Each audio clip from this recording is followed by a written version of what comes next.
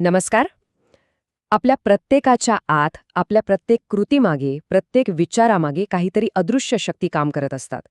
आज आपण अशाच एका प्राचीन आणि अत्यंत गहन संकल्पनेचा उलगडा करणार आहोत, जी आपल्या स्वभावाचं रहस्य उघड करते.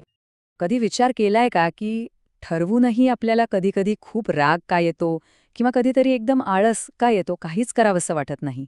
असं का होतं? यामागे काही अदृश्य धागे आहेत जे आपल्या व्यक्तिमत्वाला आणि आपल्या निर्णयांना आकार देत असतात. आज आपण तेच धागे कोणते आहेत हे समजून घेणार आहोत.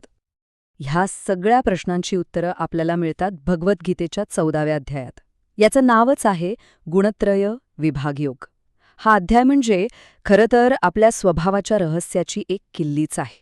यामध्ये प्रकृतीच्या 3 मूलभूत गुणांचं म्हणजे त्रिगुणांचं ज्ञान दिलं आहे, जे आपल्या संपूर्ण जीवनावर प्रभाव टाकतात. चला तर मग या संकल्पनेच्या अगदी मुळाशी जाऊया.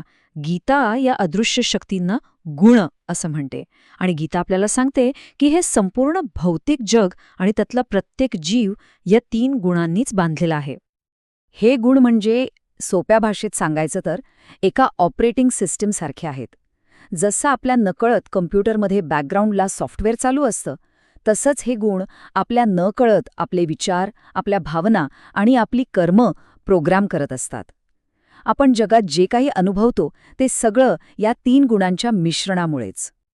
तर ह्या 3 गुणांपैकी पहिला आणि सगळ्यात शुद्ध गुण आहे सत्वगुण. सत्व म्हणजे काय? तर प्रकाश, ज्ञान, चांगुलपणा. हा तो गुण आहे जो आपल्याला एक प्रकारची शांतता आणि स्पष्टता देतो. सत्वगुणामुळे आपण शांत, आनंदी आणि ज्ञानी बनतो. पण गंमत बघा, हा इतका चांगला गुणसुद्धा आपल्याला बांधून ठेवू शकतो.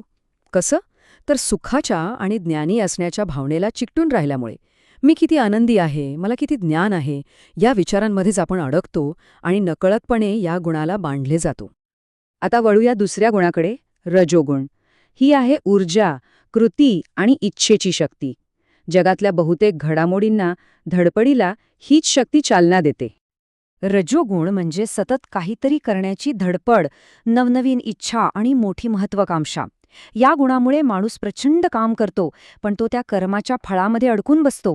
मला हे मिळालं पाहिजे, ते मिळवलं पाहिजे, या कधीही न संपणाऱ्या इच्छेच्या चक्रात तो अडकतो आणि त्याला खरं समाधान कधीच मिळत नाही.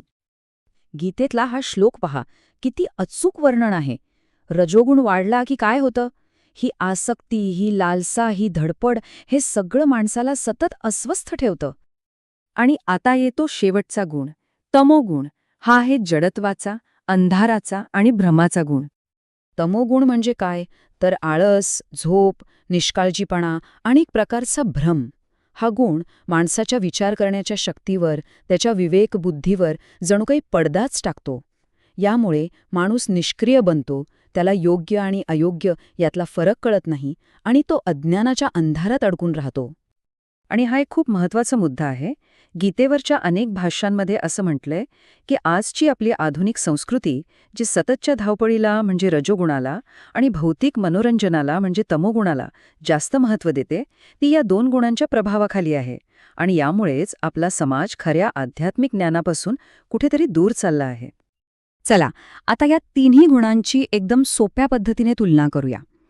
सत्वगुणाची प्रेरणा आहे ज्ञान आणि सुख, आणि त्याचा परिणाम आहे शांतता आणि प्रकाश. या उलट रजोगुणाची प्रेरणा आहे इच्छा आणि कृती, ज्यामुळे मिळते अस्वस्थता आणि दुःख. आणि शेवटी तमोगुण, जो भ्रमातून येतो आणि माणसाला निष्क्रिय बनवतो. या 3ही गुणांमधला हाच फरक आपल्या आयुष्यातले अनुभव घडवत असतो.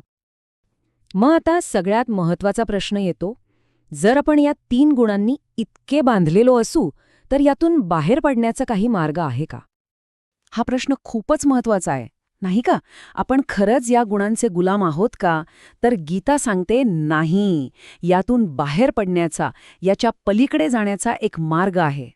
जो माणूस या 3 गुणांच्या पलीकडे जातो, त्याला गुणातीत असं म्हणतात. त्याची लक्षणं काय आहेत? तो या गुणांच्या खेळाचा फक्त एक साक्षीदार बनतो, निरीक्षक बनतो. सुख, दुःख, मान अपमान या कशानेही तो विचलित होत नाही. तो सगळी कामं करतो, पण फळाची अपेक्षा न ठेवता एका उच्च हेतूने. तर या सगळ्या चर्चेतून आपण काय शिकायला हवं? हे गुण म्हणजे स्वतःला जज करण्यासाठी नाहीत, तर स्वतःला समजून घेण्यासाठी एक साधन आहेत. आपल्यावर सध्या कोणता गुण प्रभावी आहे हे ओळखणं हीच स्वातंत्र्याकडे टाकलेली पहिली पायरी आहे. आणि आपलं अंतिम ध्येय फक्त सत्वगुणी होणं नाही, तर या तिन्ही गुणांच्या पलीकडे जाऊन साक्षी भावाने जगणं आहे. जाता जाता एक विचार सोडून जातो. आपल्या आजूबाजूच्या जगात आणि स्वतःच्या आत कोणता गुण आपल्याला सर्वात जास्त प्रभावी दिसतो?